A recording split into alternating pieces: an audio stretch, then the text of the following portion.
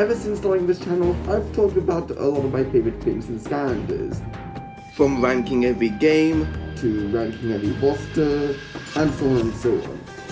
Some of these opinions are extremely outdated, but the point is, I've never touched upon the levels of Skylanders.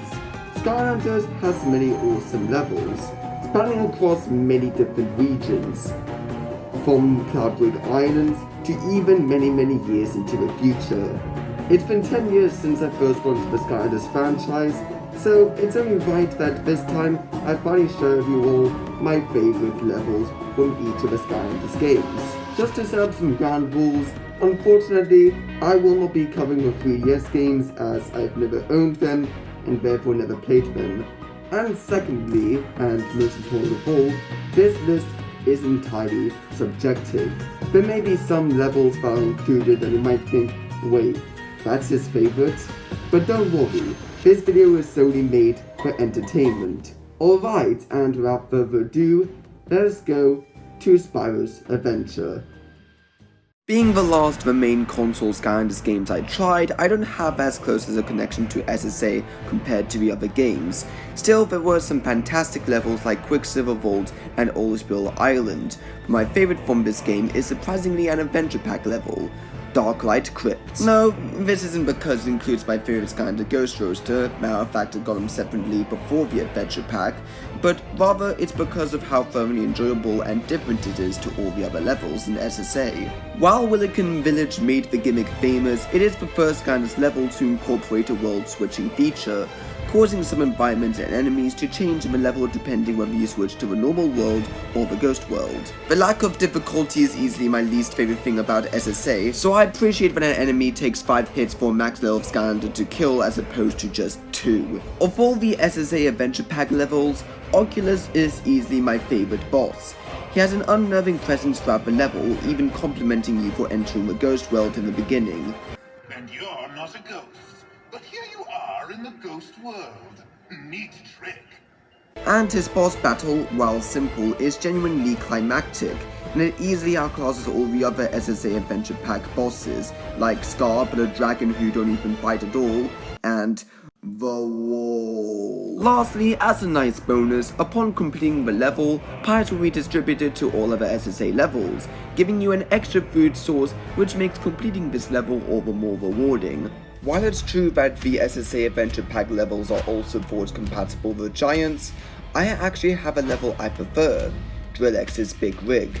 It's an obvious and popular choice, but it is with good reason. The enemy selection is pretty varied, and the introduction of the Blaze Brewers and the Crystal Golems provide a lot more difficulty. The level itself looks amazing, with its oil rig environment and the dark blue skies in the background to give it an ominous vibe. It builds up quite nicely to your battle with the eponymous boss battle of the level, Drillex. Add obligatory Drillex first section here.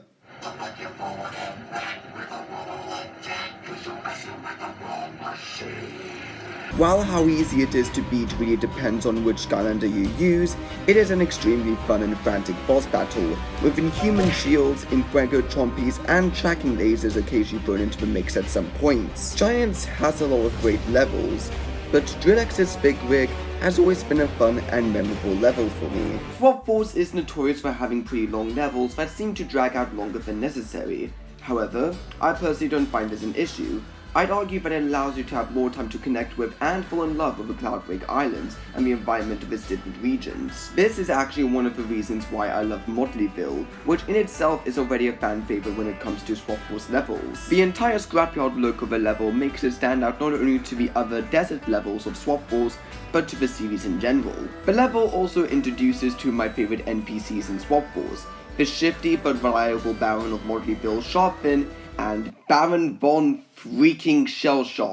As you can tell, I enjoy levels that has an antagonist have a major presence throughout, and Shellshock is no exception. He is both an entertaining and also competent villain who orders the evilization of Whiskers, which kicks off the high stakes of the level. The use of both Archean and Greeble enemies not only continue to add to the scrapyard aesthetic, but also makes combat challenging with how easily they can gang up on you. Additionally, I adore the music in the level. Not only does it give a more heavier western vibe than the Dragon's Peak remix Iron Jaw Gulch had to offer, but it also helps make the battle more and more intense as the level progresses, especially Baron von Shellshock's theme.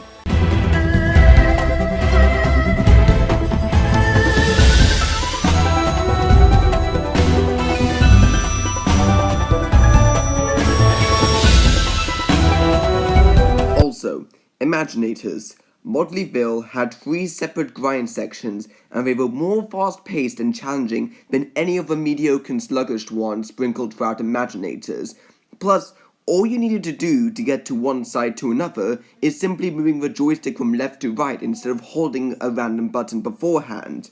Okay, side rant over. Being my favorite game of the franchise, there are many levels in Trap Team that I love, including but not limited to Chef Zeppelin, Telescope Towers, Willikin Workshop, and Sunscraper Spire, which came close as I thought it was the perfect introduction to the light element.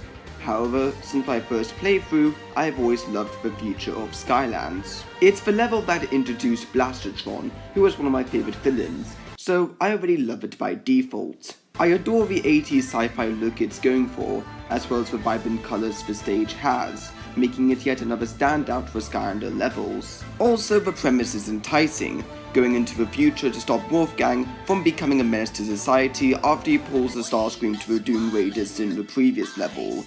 The mixture of having enemies from previous levels travelling forwards in time to assassinate you, as well as interesting new ones like those weird robot chompies that can grow in size, and Blastertrons you can only attack from the back, builds up nicely to the final confrontation with Wolfgang, and it's all worth it in the end. His boss battle changes to a more crowded 2D stage earlier on, making it more difficult to avoid his attacks, and the lasers keep you further on your toes, turning what seems to be at first one of the more basic Trap Team boss battles into a bullet hell wild ride.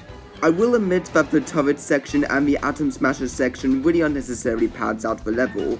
As for the latter, it would have been more exciting if the atoms travelled faster and dealt more damage, but it doesn't hugely detract my overall love for the future of Skylands. Out of all the games, SuperChargers tend to have a lot of variety due to the addition of the vehicle sections, and despite only having 13 levels overall, they are consistently fun across the board, with my favourite being Monstrous Isles. It's a bit of an outlier compared to the other levels at first, as there is only really one small combat section at the beginning, and the rest of the battles are the vehicle sections and the 3 Titans boss battles, but it's executed super well. When you size up because the colossal kernel acquired from a level prior, you can literally destroy everything in your path, and it's a super fun way to grind some cash. Sure, you move super slow, but it doesn't apply to the jumping animations, so pacing isn't terribly altered in my opinion. Also, can I just say, a troll hotel beach resort is such a cool idea, and the music really brings that aspect to life. More on the music later. Monstrous Isles also has my favorite sea section in SuperChargers, being able to pursue the squid's Titan Beachcomber while being underwater, avoiding her tentacles, and dealing with her stationary but completely annoying crab guards. Despite Thundertoe really being the only challenging one, the Titan boss battles are incredibly fun with varied attack patterns. And the music. The music. It is easily my favorite part. It really brings the whole beach vibe of the level, and they are super catchy like the rest of the SuperChargers soundtrack.